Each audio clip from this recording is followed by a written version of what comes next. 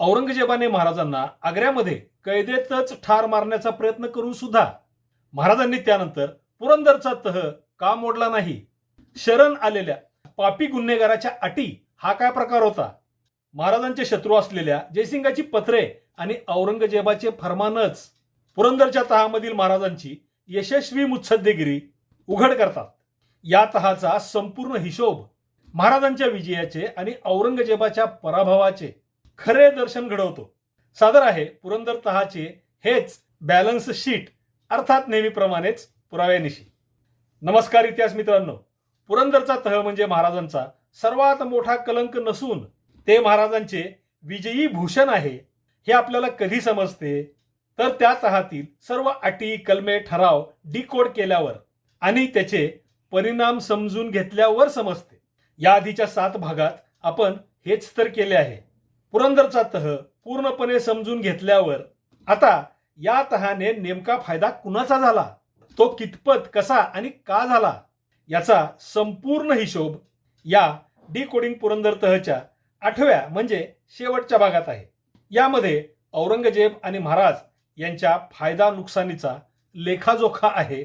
कुणी काय कमावले आणि काय गमावले याचे हे बॅलन्स शीट पुरंदर तहातील महाराजांचा विजय ठळकपणे दाखवेल, अधोरेखित करेल. आणि पुरंदरचा तह म्हणजे महाराजांच्या पराक्रमी कारकिर्दीवरचा सर्वात मोठा कलंक होता हा अपप्रचार, तो गैरसमज कायमचा गाडून टाकील. आजवर सांगितला गेलेला पुरंदर तहाचा चुकीचा इतिहास खोडून तो इतिहास पुन्हा नव्याने लिहायला भाग पाडेल. डिकोडिंग पुरंदर तह या मालिकेच्या या शेवटच्या भागात मी जे सांगणार आहे ते सर्व सविस्तरपणे आणि पुराव्यानिशी या आधीच्या 7 भागांमध्ये सादर केलेलेच आहे. हा 8वा भाग सारांश रूपाने आहे आणि यात तुम्हाला कुठे काही शंका आली तर त्याचे नेमके उत्तर तुम्ही त्या 7 भागांमध्ये पाहू शकता.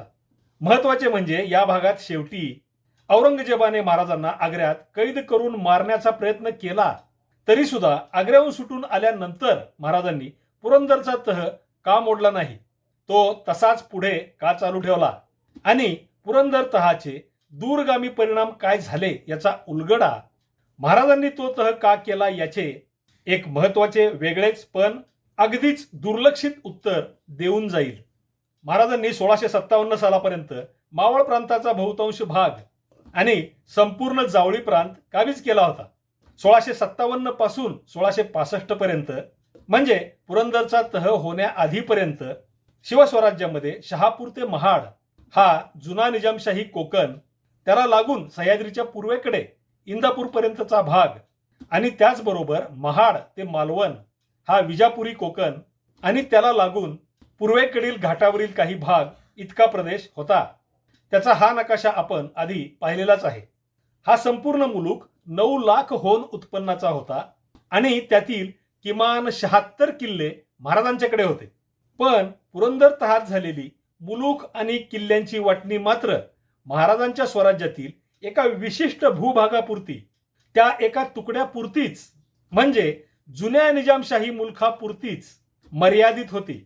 हा निजामशाही मुलूक औरंगजेबाने 1657 साली आदिलशहाचा पराभव करून मोगल सल्तनतीत समाविष्ट केला होता. महाराजांनी 1657 ते 1665 या कालावधीत या मोगलांच्या मुलखाचा निम्म्याहून जास्त भाग हल्ले करून जिंकला होता. पुरंदर तहात महाराजांनी औरंगजेबाच्या जिंकलेल्या याच 5 लाख होन उत्पन्नाच्या मुलखापैकी 4 लाख होनांचा मुलूक महाराजांनी औरंगजेबाला दिला. 1 लाखांचा मुलूक महाराजांनी स्वतःकडे ठेवला. 1657 सालच्या मोगल आणि आदिलशहा यांच्यातील तहा आधीच महाराजांनी आदिलशहाकडून जिंकलेल्या मुलखावर महाराजांचा हक्क होता. यामुळे तहात वाटणी झालेल्या मुलखापैकी 20% मुलूक महाराजांच्याकडे आला. पुरंदर तहानुसार या मुलखातील 33 किल्ल्यांपैकी 20 औरंगजेबाकडे तर कागदावर 12 पण प्रत्यक्षात 13 किल्ले महाराजांकडे अशी वाटणी झाली. या तहात नसलेले याच मुलखातील इतर 11 किल्ले महाराजांच्याच ताब्यात होते. म्हणजे या मुलखासंदर्भात खरी परिस्थिती 20 किल्ले औरंगजेबाला तर 24 किल्ले महाराजांना अशी होती. पुरंदर तहावेळी विजापुरी तळकोकण महाराजांच्या स्वराज्यात होता. या मुलखाच्या वाटणीचा मुद्दाच पुरंदरच्या तहात नाही. हा 4 लाख होन उत्पन्नाचा आणि किमान 32 महत्वाचे किल्ले असलेला मुलुख त्या किल्ल्यांसह पूर्णतः महाराजांच्या ताब्यात होता.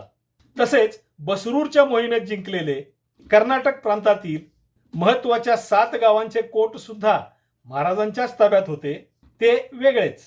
म्हणजे पुरंदर तहाने महाराजांचे 80% स्वराज्य औरंगजेबाच्या घशात गेले हा समज इथे पूर्णपणे खोटा ठरतो.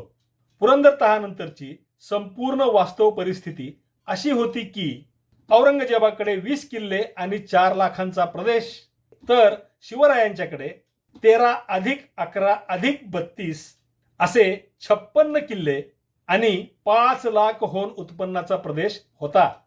औरंगजेबाने 5000 मनसबदारी शंभूराजांना दिली होती. त्यामुळे महाराज स्वतः औरंगजेबाचे नोकर किंवा सेवक होण्याचा प्रश्नच नव्हता. यावेळी म्हणजे पुरंदर तहानंतर महाराज 56 किल्ल्यांसह 5 लाख होनांच्या मुलखाचे स्वतंत्र सत्ताधीश होते. पुरंदर तहानुसार विजापुरी बालाघाटातील 5 लाख होन उत्पन्नाचा मुलूख जर महाराजांना मिळाला तर महाराज औरंगजेबाला वार्षिक 3 लाख होन असे एकूण 40 लाख होन देणार होते. पण तो मुलूख त्यावेळी महाराजांना मिळाला नव्हता. त्यामुळे औरंगजेबाला महाराजांनी ती रक्कम देण्याचा प्रश्नच येत नव्हता. म्हणजे महाराजांनी ती रक्कम औरंगजेबाला कधीच दिली नव्हती. पण जर तहाप्रमाणे हा मुलूख महाराजांना मिळाला असता तर महाराजांच्या स्वराज्याचा मुलूख आणि उत्पन्न सुद्धा दुप्पट झाले असते.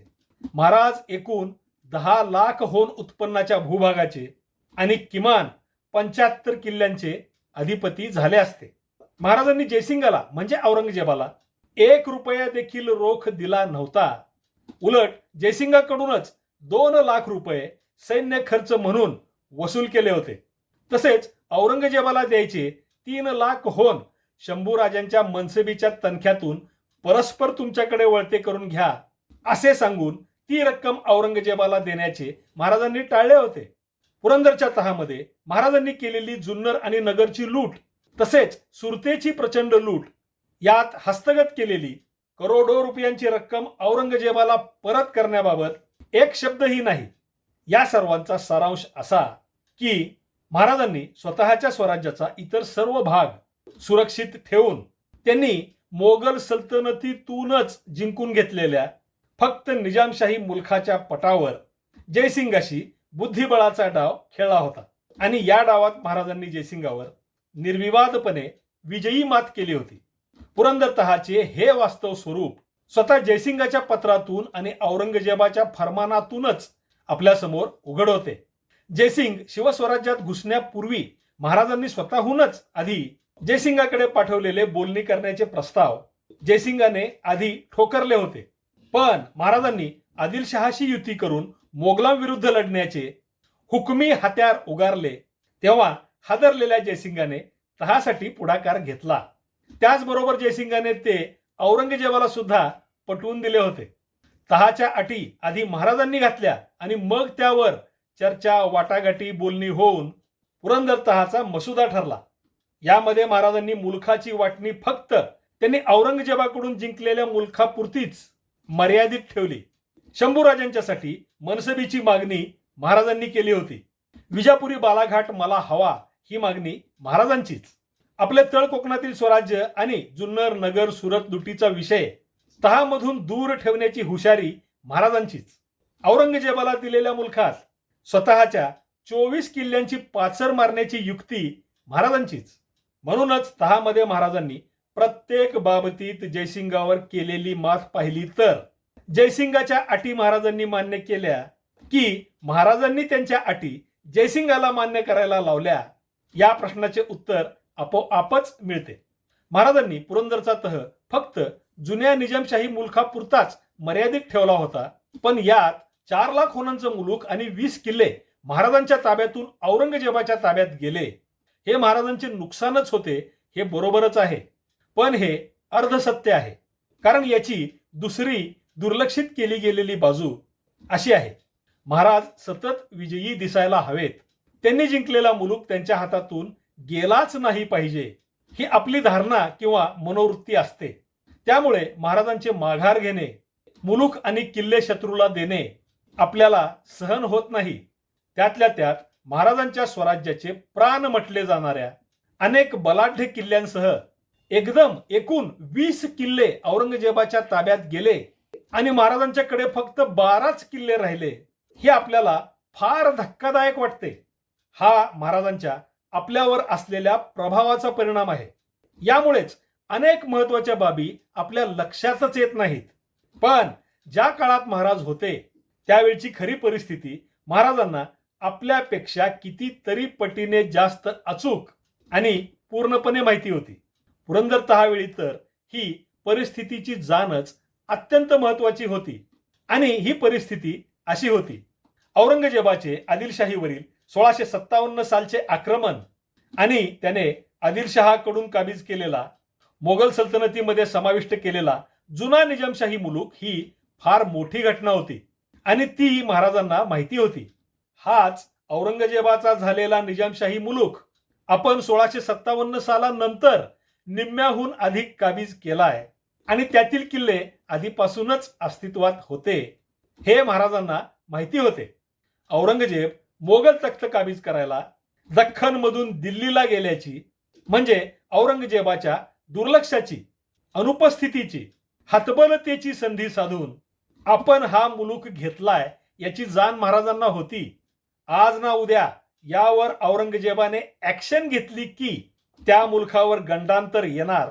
मोगल सल्तनत बलाढ्य असल्यामुळे औरंगजेब त्या मुलखासाठी आपल्यावर नक्कीच आक्रमण करणार, हे महाराजांना माहिती होते. औरंगजेबाच्या त्या आक्रमणाला आपल्याला तोंड द्यावे लागणार हे उघड असल्याने आपण काबीज केलेला जुना निजामशाही मुलूक आपल्याला मोगलांना सोडून द्यावा लागू शकतो, हे सुद्धा महाराजांना माहिती होते. अशी एकंदर परिस्थिती असताना सुद्धा 1657 ते 1665 अशी एकूण 8 वर्षे महाराजांनी औरंगजेबाचा तो मुलूक आपल्याच ताब्यात ठेवून त्याच्या जोरावर तळ कोकणामध्ये स्वराज्य विस्तार साधला होता. 8 वर्षे या मुलखाचे उत्पन्न स्वराज्याच्या खजिन्यात जमा होत होते. ही रक्कम वार्षिक 5 लाख होन याप्रमाणे 8 वर्षात 40 लाख होन म्हणजे 2 कोटी रुपये इतकी मोठी होती. आपल्या स्वराज्याची ताकद मोठ्या प्रमाणात वाढविण्यासाठी त्या मुलखाचा असा फायदा महाराजांनी करून घेतला होता आणि अखेरीस पुरंदरच्या तहात यातील 80% मुलूक औरंगजेबाला परत दिला होता. पुरंदरच्या तहामध्ये महाराजांनी या मुलखातून मिळवलेल्या 40 लाख होनांच्या उत्पन्नाचा कसलाच उल्लेख नाही, हे पण इथे आपण आवर्जून लक्षात घेतले पाहिजे. कारण ती रक्कम औरंगजेबाला मिळण्याऐवजी महाराजांच्या स्वराज्याच्या खजिन्यात जमा झाली होती. इथे तुम्हाला गाजराची पुंगी वाजली तर वाजली, नाही तर मोडून खाल्ली, ही मराठी म्हण आठवू शकते. पण पुरंदरचा तह हा महाराजांचा प्रचंड मोठा पराभवच होता. अशी सतत वाजणारी पुंगी का फेकून द्यायची, हे महाराजांनी जयसिंग रूपी मोगली नागाला नम्रतेची पुंगी वाजवत आदिलशाहीशी मी युती करीन अशा टपल्या मारत कसे खेळविले आणि तहाच्या पोतडीत कोंबले, हे समजले तरच समजते. आणखी एक महत्वाचा मुद्दा म्हणजे महाराज हे औरंगजेबाच्या आणि आदिलशहाच्याही दृष्टीने एक भयंकर उपद्रवी, पराक्रमी पण बंडखोरच होते. 1657 साली जेमतेम एका जिल्ह्या एवढे राज्य असणारे महाराज त्या 2 सत्तांच्या तुलनेत खूपच लहान वाटावेत असे होते.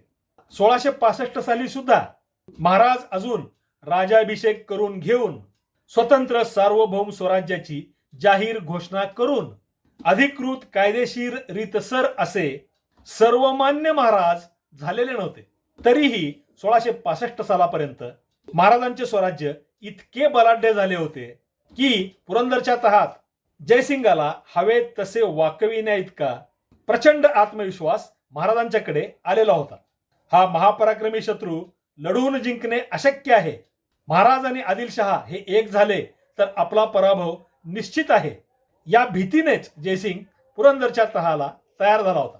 एखाद्या प्रदेशाबाबतचा झगडा हा त्या मुलखावरील हक्कांचा झगडा असतो.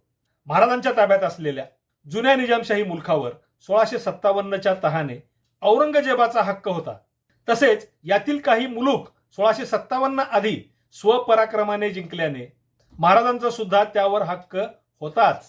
पण इथे एक महत्वाची बाब म्हणजे मोगल आणि आदिलशाही या दोन्ही सल्तनती 150 वर्षे जुन्या तसेच प्रचंड विस्ताराचा प्रदेश असणाऱ्या आणि सामर्थ्यवान सत्ता होत्या.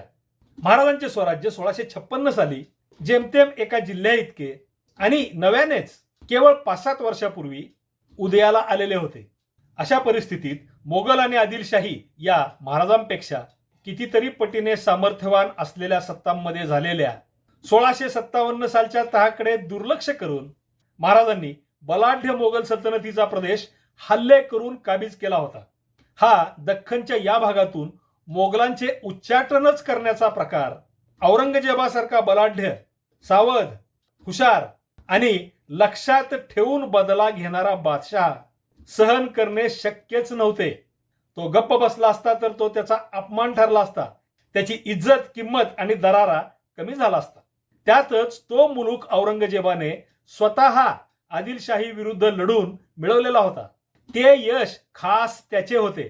एखाद्या मुलखाबाबतचा 2 मोठ्या सत्तांमध्ये झालेला शेवटचा तह आपण त्या मुलखात नंतर हात घातल्याने आपल्याला सुद्धा लागू होऊ शकतो हे महाराजांनी ओळखले होते आणि औरंगजेबाने आक्रमण करताच महाराजांनी त्याच्याच काबीज केलेल्या मुलखापैकी 80% मुलूक त्याला परत केला, तो पुरंदरच्या तहाने. ही सर्व राजकीय भौगोलिक वास्तव परिस्थिती महाराजांना तेव्हाच माहिती होती. आपल्याला मात्र आता आपल्या या चॅनेलवरील डी कोडिंग पुरंदर तहच्या या मालिकेतून तो पूर्वीचा इतिहास त्यातील मर्मासह कळाल्यामुळे महाराजांची त्यावेळची ती भूमिका आज नीट समजून घेणे शक्य होते आहे. पुरंदर तहावेळची महाराजांची औरंगजेबाकडे क्षमा याचना आणि अतीव नम्रतेची भाषा या सर्व प्रकाराच्या जयसिंगाने केलेल्या वर्णनात किती तथ्य आहे आणि त्याचा अर्थ काय हे आता थोडक्यात सांगतो. औरंगजेबाच्या फरमानाचा सन्मान करणे, जयसिंगाकडे विनाशस्त्र वाटाघाटीसाठी जाणे, नम्रतेची भाषा वापरणे, आपण मनापासून तह करतोय असा भास निर्माण करणे, हे प्रकार करून महाराजांनी जयसिंगाला मोठेपणा देऊन झुलवून हरभऱ्याच्या झाडावर चढविले होते. महाराजांनी केलेले आताच सांगितलेले सर्व प्रकार स्वतः जयसिंगानेच त्याच्या पत्रातून लिहिलेले आहेत. औरंगजेबाची आणि स्वतःची इज्जत राखण्यासाठी जयसिंग भाषा सुद्धा तशीच वापरतो. महाराजांना शिवा असे एकेरी संबोधून महाराज शरणागत, नम्र आणि झुकलेले असे दाखवण्याचा प्रयत्न जयसिंग करतो. स्वतःचे छोटे यश मोठे करून औरंगजेबाला सांगतो आणि आपले मोठे अपयश मात्र झाकायचा प्रयत्न करतो. त्याने फक्त एक छोटा किल्ला वज्रगड जिंकला होता. पुरंदर तर महाराजांनीच त्याला दिला होता. तरीही आपण फार मोठा तीर मारल्याचा आव जयसिंग पत्रातून आणतो. विजयाचा उत्सव साजरा करतो. तहाचा मसुदा ठरला म्हणून औरंगजेब तिकडे दिल्लीला शहाजने वाजवतो. खरे तर महाराजांच्या बिनतोड चालींना जयसिंग सपशेल बळी पडला होता. महाराजांनी पुरंदरच्या तहात मुळात औरंगजेबाचेच असलेले आवळ्याचे गाठोडे, त्यातील निम्मे आवळे म्हणजे किल्ले काढून घेऊन स्वतःकडे ठेवून मग ते औरंगजेबाला परत करून जयसिंगाकडून म्हणजेच औरंगजेबाकडून अनेक भले मोठे कोहळे काढले होते. जयसिंग त्याच्या पत्रात हे सर्व लपवण्याचा आटोकाट प्रयत्न करतो. पण त्याच पत्रातील मजकुरात जेव्हा महत्वाचे मूळ मुद्दे येतात तेव्हा त्यांचा अर्थ स्पष्टपणे लक्षात येतो आणि शेवटी जयसिंगाची ती पत्रेच जयसिंगाच्या यशाचे बडविले जाणारे ढोल फोडून टाकतात. जयसिंगाच्या मुत्सद्देगिरीचे पितळ नव्हे लोखंड उघडे पाडतात. जयसिंगाने त्याच्या पत्रात केलेल्या वर्णनात महाराजांना गुन्हेगार आणि पापी कुणी ठरवले तर औरंगजेबाने ठरविले. का ठरविले तर महाराजांनी सुरुवातीला त्याची 2 शहरे लुटली होती, 2 जिंकली होती. शाहिस्तेखानाची बोटे तोडून त्याला अपयशी करून चालते व्हायला भाग पडले होते. त्यानंतर त्याचे सुरत शहर लुटले होते आणि औरंगजेबाने स्वतः मिळवलेला जुना निजामशाही मुलूक त्यातील किल्ल्यांसह काबीज केला होता. औरंगजेबाला इतके तडाखे देणारे महाराज हे औरंगजेबाच्या दृष्टीने गंभीर गुन्हे करणारे आणि पापी व्यक्ती होते. औरंगजेबाला असे वाटण्यात चुकीचे काहीच नाही. पण औरंगजेबाच्या त्याच शब्दांचा, आरोपांचा आधार घेत महाराजांनी मी खरोखरच पापी असल्याने तुमचा सेवक व्हायची माझी पात्रता नाही मी तुम्हाला तोंड सुद्धा दाखवू शकत नाही, असे सांगून त्याच्या मनसबीतून म्हणजे नोकरीतून म्हणजे चाकरीतून स्वतःची सुटका करून घेऊन औरंगजेबाच्या पापी गुन्हेगार शब्दाच्या तंगड्या त्याच्याच गळ्यात अडकवल्या होत्या. औरंगजेबाची बोलती अशी बंद करण्याची तशी अफलातून करामत फक्त महाराजच करू जाणवत. औरंगजेबाच्या त्याच्या फरमानातील महाराजांना लिहिलेल्या, जरी तुम्ही आतापर्यंत परिणामांची पर्वा न करता अविचाराने केलेले गुन्हे अगणित असले तरी तुमची पूर्वीची कृत्ये आणि गुन्हे माफ केले आहेत. या वाक्याच्या पोटातच पुरंदरच्या तहात महाराजांनी केलेल्या जुन्नर, नगर, सुरत लुटीची करोडोंची रक्कम परत करण्याबद्दल एक शब्दही का नाही याचे उत्तर आहे. तहाच्या वाटाघाटीतच महाराजांनी ते विषय अगदी ठामपणे बाजूला ठेवायला लावल्यामुळेच शेवटी तशी ती औरंगजेबाच्या फरमानातील औरंगजेबाची महाराजांना त्यांचे गुन्हे माफ करण्याची भाषा आलेली आहे. औरंगजेबाच्या त्या माफीचा अर्थ असा सुद्धा होतो की शाहिस्तेखानाची भयंकर बेइज्जती आणि सुरत लुटीची जाहीर बेअब्रू हे असह्य अपमानाचे कडू जहर घोट महाराजांनी खुनशी औरंगजेबाला मुकाटपणे गिळायला लावले. यात अगतिक कोण झाले? पाणउतारा कुणाचा झाला, महाराजांचा की औरंगजेबाचा?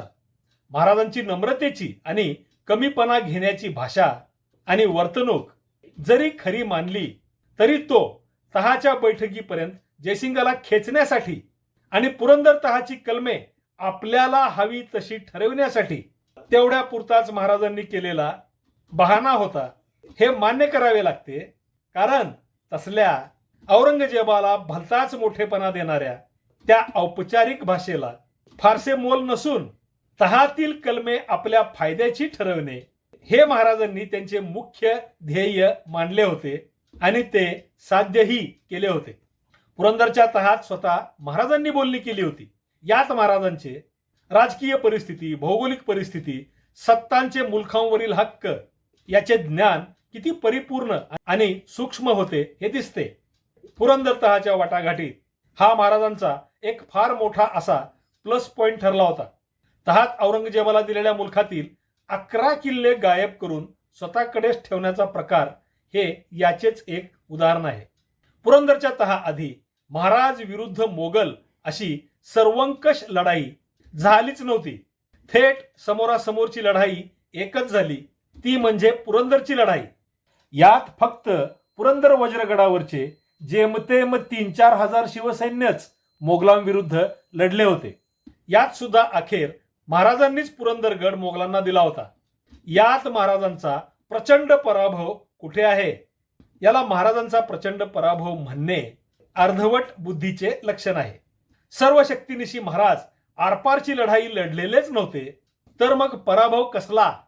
एक पुरंदर वेढला गेला म्हणून त्यावेळी तो सोडून आणखी 74 किल्ल्यांचे स्वामी असलेले महाराज हतबल, निराश, असहाय्य, अगतिक झाले होते असे म्हणणे पूर्णपणे चुकीचे आणि निरर्थकच आहे. दुसरा मुद्दा आहे शरणागतीचा. शरणागतीचे 2 प्रकार असतात. एक तर न लढताच शरण जाणे किंवा लढून पराभूत होऊन शरण जाणे. यातील महाराज विरुद्ध जयसिंग अशी आरपारची लढाई तर झालीच नव्हती आणि महाराज शरण गेले म्हणावेत, तर शरणागत त्याला हव्या तशा अटी तहामध्ये घालत नसतो आणि बोलणी बरोबरीच्या नात्याने करीत नसतो, तर विजेता घालेल त्या सर्व अटी निमूटपणे मान्य करत असतो. एक तर त्याचे संपूर्ण राज्य बळकावले जाते किंवा त्याला मांडलिक तरी केले जाते. महाराजांनी तर औरंगजेबाची मनसब सुद्धा स्वतःच्या नावे घ्यायचे सुद्धा टाळले होते. इतकेच नाही तर औरंगजेबाच्या भेटीला जायचे सुद्धा नाकारले होते. विजापुरी मुलखाच्या बदल्यात औरंगजेबाला रक्कम देऊ केली होती आणि जयसिंगाकडून सैन्य खर्च वसूल केला होता. जुन्नर नगरसह सुरतेच्या लुटीची 3.25 कोटी रुपयांची रक्कम औरंगजेबाला परत केलीच नव्हती. तहाच्या अटी तर आधी महाराजांनी घातल्या होत्या. मग ही शरणागती कसली? मी सांगितलेल्या यातील प्रत्येक वाक्याला पुरावा आहे. तो खुद्द जयसिंगाच्याच पत्रात आहे आणि या आधीच्या 7 भागात तुम्ही तो पाहू शकता. ती जर महाराजांची शरणागतीच असती तर औरंगजेबाने त्याच्या हक्काच्या मुलखातील 1,00,000 होनांचा मुलूक आणि 12 किल्ले महाराजांना दिलेच नसते. उलट महाराजांच्या विजापुरी तळकोकणातील मुलखापैकी मोठा हिस्सा किंवा तो संपूर्ण भूभाग बळकावला असता. कारण औरंगजेबाचा मूळ हेतू महाराजांना त्यांच्या स्वराज्यासकट संपूर्णपणे संपवायचा होता. थोडक्यात पुरंदरचा तह म्हणजे महाराजांनी लढणे टाळून तहात जयसिंगावर मात करण्यासाठी घेतलेला आणि विशेष धोका नसलेला तात्पुरत्या माघारीच्या नाटकाचा परिणाम होता. युद्धात जिंकले आणि तहात हारले हा वाक्यप्रयोग इथे असा बदलून सांगावा लागेल. महाराजांनी युद्ध करण्याचे टाळून नुसत्या फक्त तहात जयसिंगाला मुत्सद्देगिरीचे सर्वोच्च शिखर गाठत सपशेल हरविले होते. तहाची कलमे ठरविताना एकीकडे जयसिंगाला किल्ले आणि मुलूक देताना दुसरीकडे महाराजांनी काय काय साध्य केले हे आपण आतापर्यंत सविस्तरपणे पाहिलेलेच आहे. त्यामुळे या तहात जयसिंग जिंकला आणि महाराज हरले असा प्रकार झालेलाच नव्हता. उलट महाराजांनी प्रथमपासून मुत्सद्देगिरीने अनेक डावपेच खेळत तहात जयसिंगावर म्हणजेच औरंगजेबावर बेमालूमपणे मात केली होती. काहीही करून मोहीम फत्ते करायला उतावीळ झालेला जयसिंग महाराजांच्या त्या सर्व जाळ्यात फसला. यश आपल्याला मिळाले म्हणून हुरळला आणि शिवसिंहाच्या मुत्सद्देगिरीच्या पंजात अलगद अडकला. म्हणजेच यात जयसिंगाला साफ झोपवून महाराजांनी औरंगजेबाला गुंडाळले होते. जयसिंगाला आदिलशाहीची भीती घालून तहाला तयार व्हायला लावणे हे महाराजांचे यश. तहाच्या वाटाघाटीत सुरतेच्या लुटीचा तसेच इतर नको असलेले विषय येऊ न देणे हे महाराजांचे यश. तह फक्त औरंगजेबाच्या हक्काच्या जुन्या निजामशाही मुलखापुरताच मर्यादित ठेवला हे महाराजांचे यश. याच मुलखातील 20 किल्ले औरंगजेबाला देऊन एकूण 13 नव्हे तर प्रत्यक्षात 24 किल्ले स्वतःच्या ताब्यात ठेवले हे महाराजांचे यश. स्वतःच्या ताब्यातील विजापुरी तळकोकणाचा भूभाग तसाच सुरक्षित राखला हे महाराजांचे यश. मोगली आक्रमणाचा रोख विजापूरच्या दिशेने वळवला हे महाराजांचे यश. 5,00,000 होनांचा विजापुरी बालाघाटचा प्रदेश ताब्यात घेण्याचा बेत केला, तशी योजना केली हे महाराजांचे यश. पाहुण्या मोगलांच्या काठीने विजापुरी सल्तनतीचा साप ठेचण्याची युक्ती हे महाराजांचे यश. पुरंदरच्या तहानंतर झालेल्या युद्धात आदिलशहाने जयसिंगाला धूळ चारली. त्यामुळे सर्व प्रकार उलटला असला तरी आदिलशहाच्या काठीने जयसिंग ठेचला गेला हा अनपेक्षितपणे झालेला फायदा सुद्धा महाराजांचाच. महाराजांचा नाश नाही केला तर मी दुसऱ्या बापाचा असे म्हणणाऱ्या औरंगजेबाचा महाराजांना त्यांच्या स्वराज्या सकट संपवून बदला घेण्याचा प्रयत्न पूर्ण असफल ठरला हे महाराजांचे यश. पुरंदरच्या तहात जयसिंगाचा वापर करून महाराजांनी औरंगजेबाला सपशेल गुंडाळले होते. महाराजांचा हा विजय आणि तोही थेट जयसिंग आणि औरंगजेबाच्याच शब्दात यापूर्वी कुणीही अशा प्रकारे मांडलेला नाही.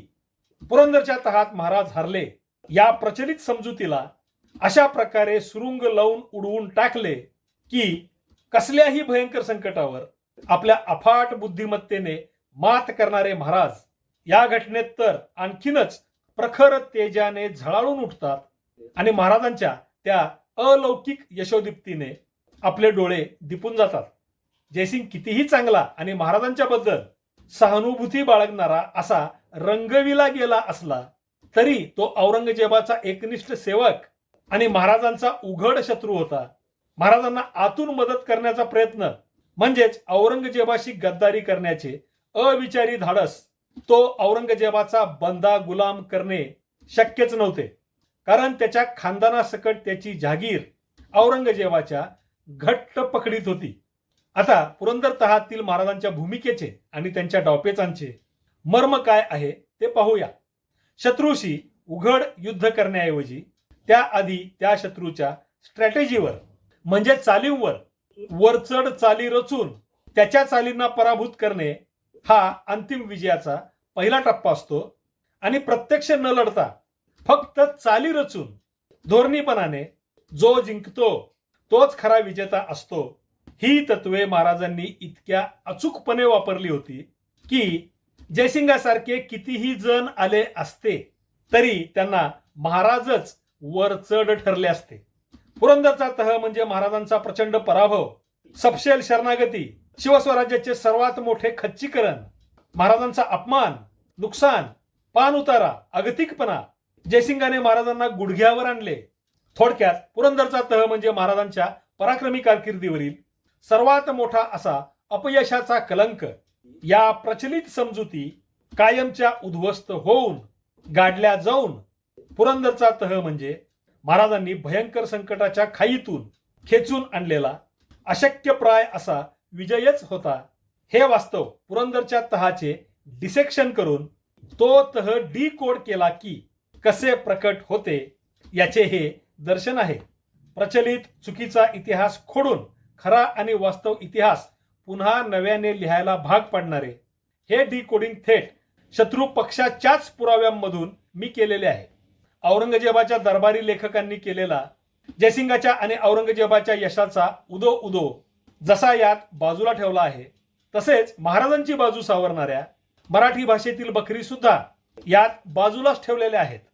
आता शेवटचा पण महत्वाचा मुद्दा म्हणजे औरंगजेबाने महाराजांना ठार मारण्याचा प्रयत्न केला होता, तरी कैदेतून निष्ठून आल्यावर महाराजांनी पुरंदरचा तह मोडून औरंगजेबाविरुद्ध हल्ले का केले नाहीत आणि पुरंदरच्या तहाचे दूरगामी परिणाम काय झाले? 17 ऑगस्ट 1666 रोजी आग्र्याच्या कैदेतून निष्ठून स्वराज्यात आलेल्या महाराजांनी पुन्हा औरंगजेबाकडे वकील पाठवून शांततेसाठी बोलणी चालू केली. औरंगजेबाने सुद्धा ते मान्य केले आणि पुरंदरचा तह पुढे चालूच राहिला. औरंगजेबाशी अशा प्रकारे युद्धबंदी करून महाराजांनी गोव्याच्या पोर्तुगीजांवर हल्ले करून त्यांना शरण यायला लावून तह करायला भाग पाडले. सिद्धीच्या जंजिरा किल्ल्याला वेढा घालून सिद्धीची उपासमार करून त्याला जेरीस आणून थंड पाडले. आदिलशहाने तर स्वतःच महाराजांशी तह केला. या 3-4 वर्षात महाराजांनी स्वराज्याची नीट व्यवस्था लावून आपली लढाऊ ताकद, लष्करी तयारी आणखी मजबूत केली आणि जेव्हा 1669 सालच्या डिसेंबरमध्ये औरंगजेबानेच पुरंदरचा तह मोडला तेव्हा महाराजांचा झंझावात सुरू झाला. पुढच्या 5च महिन्यात महाराजांनी पुरंदर तहात औरंगजेबाला दिलेले सर्व 20 किल्ले जिंकून घेतले. सुरत शहर पुन्हा एकदा दुसऱ्यांदा लुटले. इतकेच नव्हे तर मागोमाग फार मोठी झेप घेतली. महाराजांनी औरंगजेबाच्या सल्तनतीमधील नाशिक बागलान भागावर झडप घातली. त्यातील बहुतेक सर्व किल्ल्यांसह तो मुलूक मोगलांच्या वर प्रचंड हल्ले करून जिंकून घेतला आणि स्वराज्यात समाविष्ट करून टाकला. आता याचा अर्थ काय? तर पुरंदरचा तह करून महाराजांनी औरंगजेबाविरुद्धच्या गेली 5 वर्षे चाललेल्या संघर्षाला तात्पुरता विराम दिला होता. पुढची 4 वर्षे हा शांततेचा ब्रेक घेऊन मुलूक नीट करून आपल्या इतर शत्रूंना नमवून स्वतःची ताकद वाढविली होती. हे सर्व करण्यासाठी महाराजांनी पुरंदरचा तह एक प्लॅटफॉर्म, मजबूत स्थिर आधार म्हणून वापरला आणि जेव्हा औरंगजेबानेच तह मोडला तेव्हा पुरंदर तहाच्या प्लॅटफॉर्मच्या आधारावर वाढविलेल्या आपल्या ताकदीने तहात दिलेले सर्व किल्ले झटक्यात जिंकून नंतर थेट औरंगजेबाच्याच मुलखावर झडप घालून त्याचा मोठा भूभाग काबीज केला होता. पुरंदर तहाची फलनिष्पत्ती, त्याचा दूरगामी परिणाम हा असा झाला होता आणि तो आपोआपच झालेला नव्हता, तर महाराजांनी अचूक योजना करून ते सर्व घडवून आणले होते. स्वतःच्या आणि शत्रूच्याही भविष्यावर पूर्ण नियंत्रण ठेवणारी योजना आधीच करणारे भविष्यवेधी महाराज पुरंदर तहाच्या डिकोडिंग मधून अशा प्रकारे आपल्या समोर येतात. हे सर्व सविस्तरपणे आणि पुराव्यानिशी सर्वप्रथम सांगण्याची संधी आणि भाग्य मला मिळाले. ही माझ्यासाठी महाराजांना कलंक लावू पाहणारा खोटा इतिहास खोडल्याच्या समाधानाची, महाराजांचा दडविला गेलेला विजय पुराव्यांसह दाखविल्याबद्दलच्या अभिमानाची आणि कृतकृत्यतेची सुद्धा बाब आहे असे मला मनापासून वाटते आहे. तर मित्रांनो, असे हे पुरंदरच्या तहात दडलेला महाराजांचा विजय शत्रूचेच पुरावे कसे उघड करतात ते दाखवणारे पुरंदर तहाचे डिकोडिंग. हे सर्व विश्लेषण तुम्हाला कसे वाटले ते कमेंटमध्ये जरूर सांगा. पुरंदरच्या तहाला महाराजांचा पराभव म्हणणाऱ्यांची तोंडे बंद करण्यासाठी या व्हिडिओच्या लिंक सर्वत्र शेअर करा. डिकोडिंग पुरंदर तहाचे या भागासह या आधीचे 7ही भाग आवर्जून पहा. तुमच्या मित्रांना आणि परिचितांना या मालिकेच्या व्हिडिओच्या लिंक्स न चुकता शेअर करा. व्हिडिओ लाईक करा. तसेच नवीन येणाऱ्या प्रत्येक व्हिडिओचे नोटिफिकेशन तुम्हाला लगेचच मिळण्यासाठी तुम्ही अजून आपले हे मराठेशाही प्रवीण भोसले यूट्यूब चॅनल अजून सबस्क्राईब केले नसेल तर ते आवर्जून सबस्क्राईब करा. पुन्हा भेटूयाच पुढच्या व्हिडिओत. तोपर्यंत जय शिवराय, जय महाराष्ट्र धर्म.